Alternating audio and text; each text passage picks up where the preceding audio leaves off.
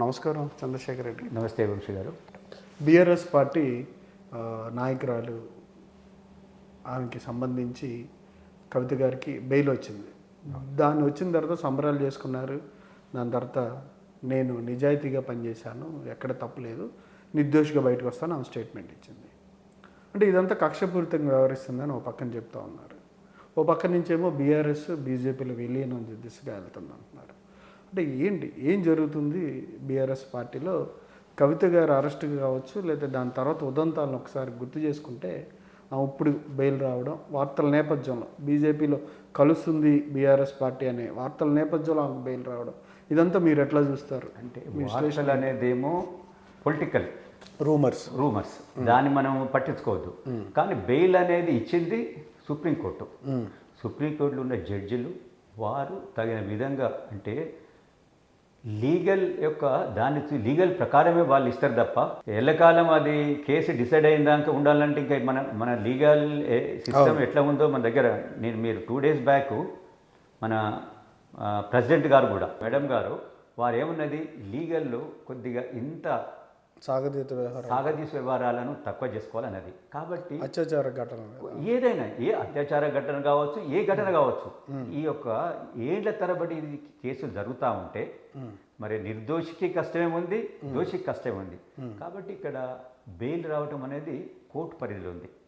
So దీంట్లో political పార్టీలు allegation చేసుకుంటాయి.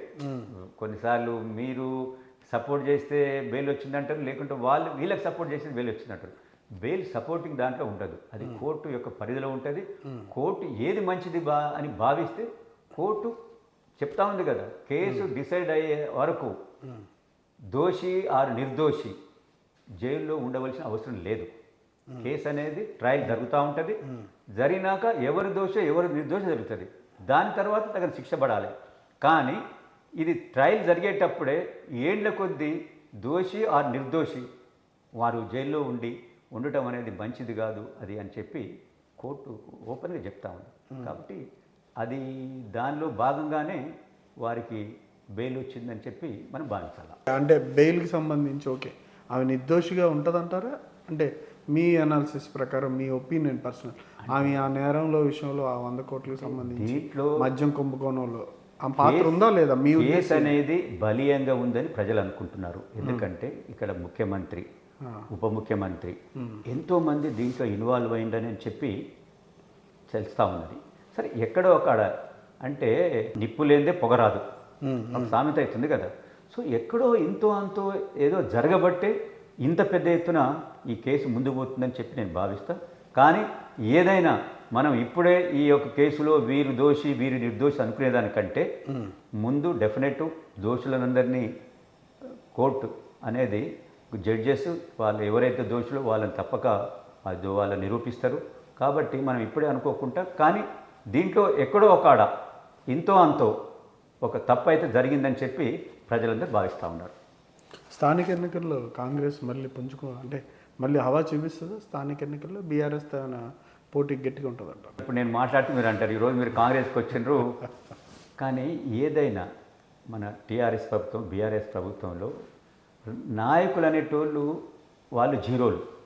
ఓన్లీ ఒక 3-4 అక్కడ నాయకులైనా వాళ్ళు ఏదైనా డిసిషన్ తీసుకున్నా కూడా నిజంగా చెప్పాలంటే ఎవరైతే రియల్గా ప్రజలకు ఇంత సేవ చేయాలనుకున్న టోళ్లను ఆ పార్టీ ఆ యొక్క నాయకులు వాళ్ళు అలాంటి వాళ్ళను వాళ్ళు ప్రోత్సహించలేదు, వాళ్ళను రికగ్నైజ్ కూడా చేయలేదు. ఈరోజు TRS party BRS party Telangana వచ్చిన తర్వాత అంటే తెలంగాణ సెంటిమెంట్ మీద గెలిచిన తర్వాత నిజంగా పాలు నీళ్ళు ఏందనేది వాళ్ళు గ్రహించలేకపోయినారు.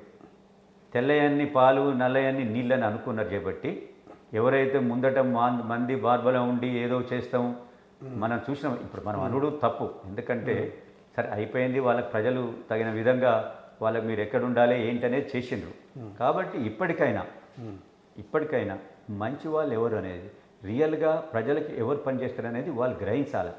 అంతేగాని అది గ్రహించకుండా మేము చెప్తాం, అప్పుడు ఎలక్షన్స్ వచ్చినప్పుడు ఒక విధంగా మాట్లాడతాం, డబ్బులతోటే మేము ప్రజలను లోబరుచుకుంటాం అనేది అది తప్పు. ఎన్ని డబ్బులు ఇచ్చినా కూడా ప్రజలు నీ యొక్క క్యారెక్టర్, నీవేంటి, దేనికోసం ప్రజలు పైసలు ఇస్తున్నావు అనేది వాళ్ళు గ్రహిస్తారు. మొదట కొందరు తీసుకోవచ్చు, కొంతమంది డబ్బుల కోసం లొంగి ఆశపడి చేయొచ్చు. కానీ అట్లా ఆశపడ్డోళ్ళు కూడా కొన్ని రోజుల తర్వాత వాళ్ళ రియాలిటీ ఏంటి, ఎక్కడ అసలు ఇది నష్టం జరుగుతుంది, ఏం జరుగుతుంది అనేది గ్రహిస్తారు. గ్రహించినప్పుడు మార్పు అనేది జరుగుతుంది. అదే కాంగ్రెస్ వైపే ఉంటారంటారు అయితే 100%. ఇప్పుడు ఈరోజు గ్రామీణ ప్రాంతంలో కాంగ్రెస్ అనేది ఈరోజు చూడరే, మనము రుణమాఫీ గురించి మాట్లాడుతున్నాము. అంతకుముందు ప్రభుత్వం కూడా రుణమాఫీ అని అన్నది. ₹1,00,000 5 ఏళ్ల దాకా సగం మందికి అయింది, కానీ ఎవరేం మాట్లాడలేదు. అంటే భయం. ఈరోజు ఎవరైనా మాట్లాడవచ్చు.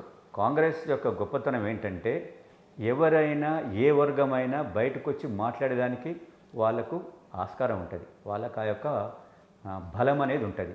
కానీ అంతకుముందు ప్రభుత్వంలో ఏముండే, ఎవరు మాట్లాడితే వాళ్ళ మీద కేసులు, వాళ్ళని లోపడేసుడు మనం చూసాం కదా.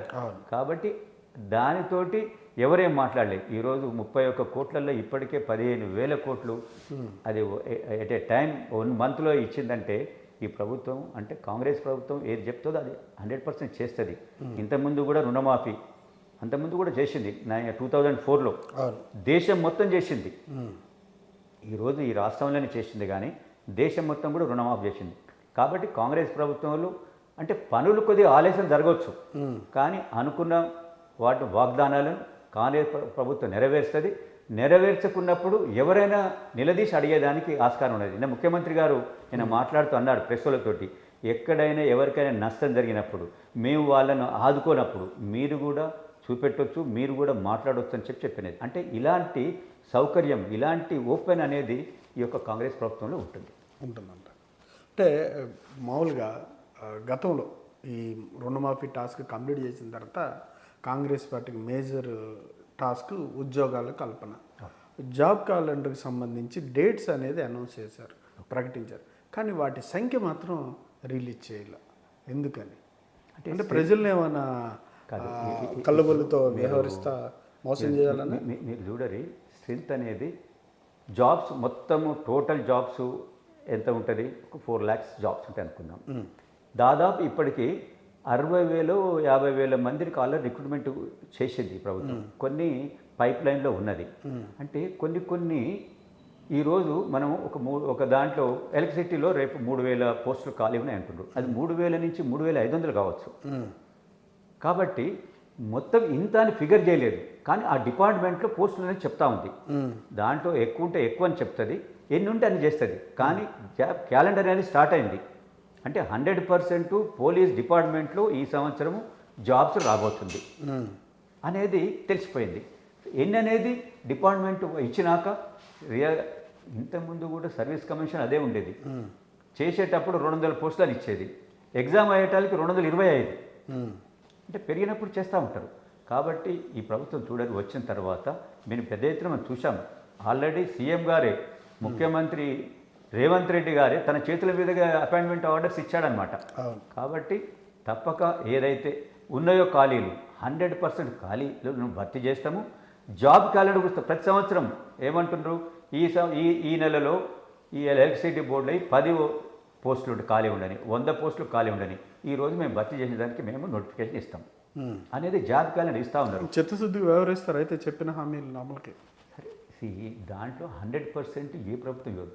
కానీ ఈ యొక్క కాంగ్రెస్ యొక్క ప్రభుత్వం ఉన్నప్పుడు వివరించకుంటే మీరు అడగొచ్చు, నేను అడగొచ్చు, ఎవరైనా అడగొచ్చు, అడిగేదానికి ఆస్కారం ఉంటుంది. అడిగినప్పుడు ఈ రోజు కాకుండా రేపైనా ఇవ్వాల్సి వస్తుంది. కాబట్టి అడిగేదానికి ఎవరైనా అడగొచ్చు, అడిగేటప్పుడు 100% ఇవ్వాల్సిన ఆస్కారం కూడా దొరుకుతుంది. కాబట్టి అనుకున్నది ప్రభుత్వం డెఫినెట్ చేస్తుంది. హైడ్రా కూల్చివేతలకు సంబంధించి ప్రభుత్వం మీద పాజిటివ్నెస్ పెరిగిందా లేదంటే నెగిటివ్ అయిందా ప్రజల్లో? హైడ్రాలో తప్పు ఉందంటే ఈ డబ్బులు ఉన్నోళ్ళు పెద్ద ఎత్తున గోల చేసి జులూసులు తీసేటోళ్ళు. కానీ జులూసు గిట్ల ఏమైనా తీస్తే చెప్పులు వేస్తారని వాళ్ళకి తెలుసు.